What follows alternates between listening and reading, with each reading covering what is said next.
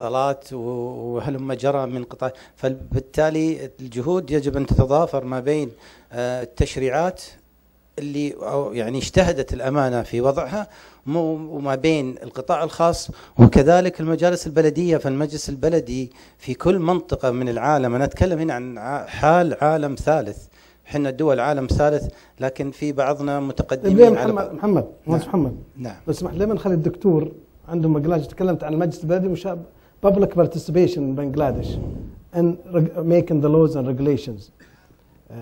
Is it available? Is it viable there? You can, this is what you mean.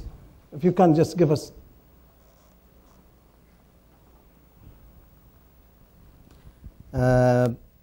If you talk about the municipalities, there is some parts. There is some participation in the form of the public representatives in the municipality. The mayor is elected, the councillors are elected. And about the enactment of the laws, I agree with you that the public should be involved in the preparation of these laws. And in the Dhaka Metropolitan Building Construction rules that I mentioned, this set of very comprehensive rules were prepared with public participation. I mean, the basis of the rules were prepared by the civic society, by architects and planners, and the real estate companies, the private real estate companies. Later, the government made, the bureaucrats made some changes, but the basis of the law came from the civic society, the people, and the stakeholders. Thank you, دكتور. مهندس جلول عنده تعليق بعد، ودنا احنا نبي نسمع، ما علينا من احنا هنا نتكلم عن الدمام، ما نبي الدمام احنا الحالة، نبي خبراتهم هم الاخوان اللي جايين من دول ثانية. نبي البابليك بارتيسيبيشن زي ما سمعنا من الدكتور، نسمع من المهندس جلول من الجزائر. نعم. وهو شغال يعمل في البلدية. نعم. تفضل. الإشكالية ليس في وضع القانون الدولة لقوانين أو تشريعات. نعم، هي وضعت تشريعات ووضعت آليات لتطبيق هذه التشريعات، ولكن ليس هناك متابعة لتطبيق هذه التشريعات. هذه ملاحظة يعني حبيت أضيفها. شكرا. The last question. Assalamu alaikum. Mukhtar Mai, University Technology, Malaysia. My question goes to the professor from Bangladesh. Are there any affordability provisions to cater for the urban poor in Bangladesh, especially in Dhaka? Can you repeat the question? Okay. You mentioned a number of development guidelines, like Metropolitan Development Control, Bangladesh, Building Code, private housing, open spaces, green spaces, and the rest of them. Are there rules and regulations set aside to cater for the urban poor in Bangladesh? At present, there isn't. I mean, if I say very briefly, at present there are any such rules, but there are discussions about if we engage the private sector to develop government property, then they must be made, I mean, there must be some regulations to force them to cater to the poorer sections of society. There are discussions, but at present there are no laws as such. Thank you, دكتور غندور، وشكرا مهندس جلول على وقتكم وعلى البرزنتيشن. وانا عارف، انا قلت لكم ترى دائما الانظمه والقوانين ممله للجالسين، لانها قانون مجرد كتابه، ما خلاص this is it زي ما قال الدكتور، ممنوع او كذا، هذه فتصير شوي تقرير يعني ايصالها تكون صعبه شوي، ولكن العرضين جيدين الحمد لله، واستفدنا ان شاء الله وبنستفيد في المستقبل ان شاء الله. فشكرا للاخوان وشكرا للحضور على حضورهم وتفاعلهم، وان شاء الله انه النتائج تكون طيبه ان شاء الله. دكتور علي، شكرا.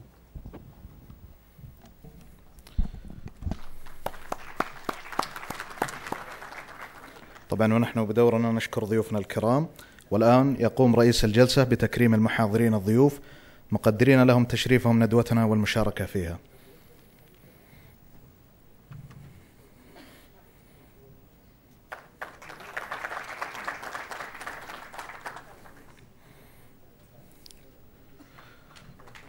ويقوم سعادة الدكتور علي بن محمد القرني، عميد كلية العمارة والتخطيط، جامعة الدمام، بتكريم رئيس الجلسة نيابة عن اللجنة المنظمة وتقديرا منها لمشاركته.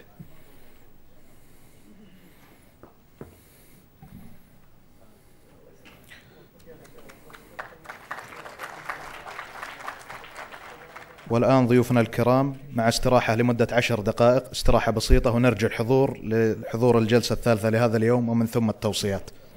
شكرا.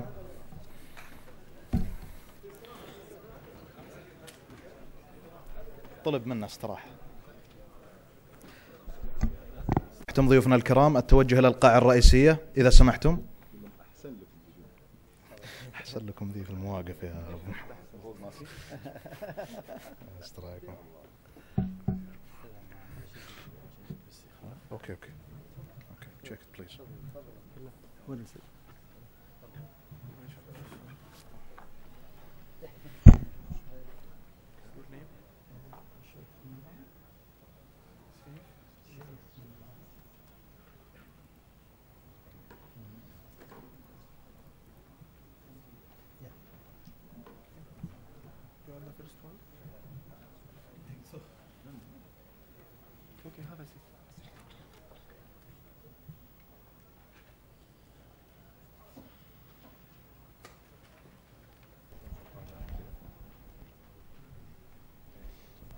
شغال الحين ضغطه واحده.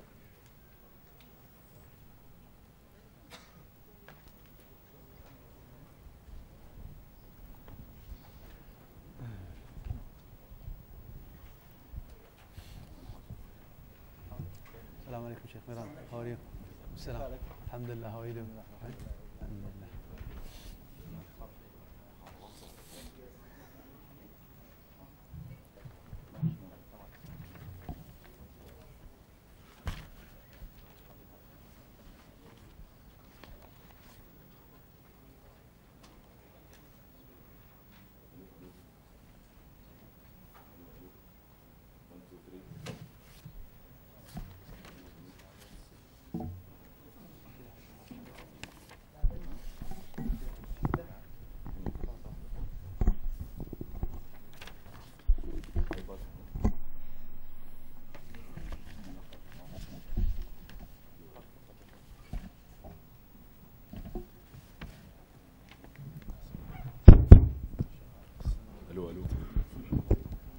الو 1 2 3.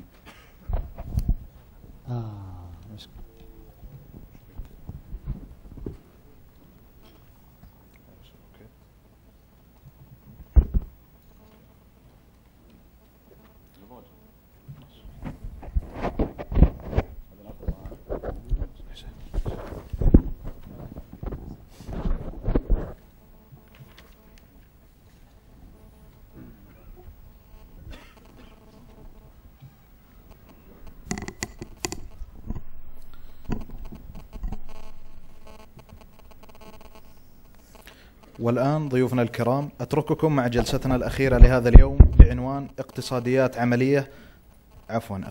عملية التطوير العقاري للتنمية المستدامة.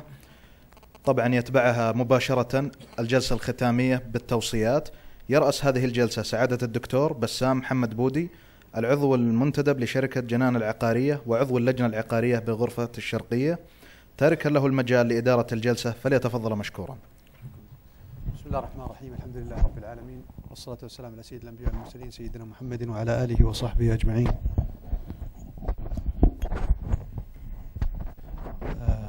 طبعا جلستنا اليوم هي الجلسة الثالثة، وتتطرق إلى اقتصاديات عملية التطوير العقاري، وتأتي بعد جلستين الحقيقة. في الجلسة الأولى كان الحديث يدور حول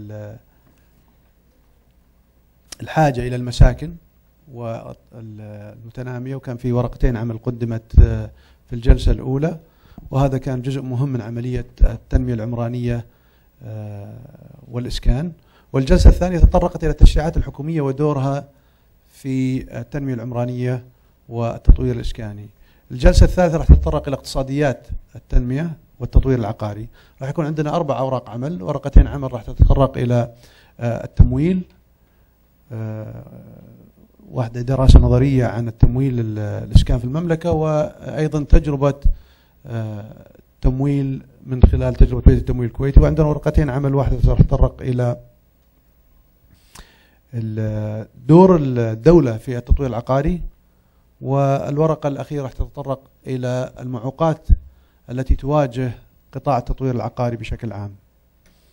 فسنبدأ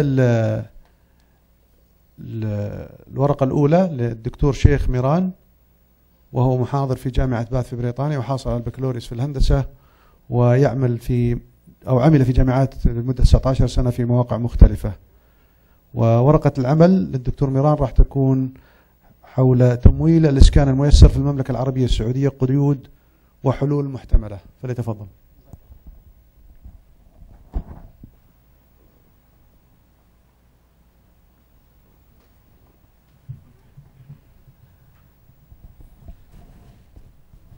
بسم الله الرحمن الرحيم. الحمد لله رب العالمين، والصلاة والسلام على رسول الله صلى الله عليه وسلم. السلام عليكم. You could see this one. We need more financing firms as well as banks to facilitate home ownership. And 70% of the Saudis don't have these facilities now, it seems. Who said that? It was everybody said that. Okay, this was said by the chairman of this very place 2 days ago at the start of this conference when he was giving an interview. This is what the issue. And as somebody in the audience just mentioned, that's true, that everybody says that 70% of the Saudis have the problem of owning a home. So that is the topic I would like to discuss here. My co-author is Dr. Sidavi. That's why I got involved in this. In fact, I work in School of Management. You'll see why it is fitting. So affordable housing financing in the Kingdom of Saudi Arabia is the title of the talk. What are the potential constraints in achieving more and more home ownership in this country is a major issue, and we are going to discuss various issues and aspects related to this in this talk. Okay, as I need not possibly go in detail, the context, the background is obvious, that there is a short of supply of affordable homes. So that is the starting point at which we are starting this research. The imbalance in the supply and demand makes it much more difficult for low income and middle income group. And many of you again possibly are aware what is the kind of requirement. Most of the reports say by 2020 you may need 5 million or so housing units. And even in your 9th 5-year plan, possibly at the end of 9th 5-year plan, you may need approximately 3 million housing units. Of course, it varies from report to report, and different banks have different kind of projections. And substantial portion of this demand comes from the low-income group, by the way. So what are the sources of funding for the housing units, what we are speaking about? In our search for finding the sources, we come across quite a few items, but two major items are the real estate development fund and the banks. So let's look at what is many of you, if you are Saudi, possibly you know what is REDF stands for, but many other audience, many other people from other part of the world may not know, so I just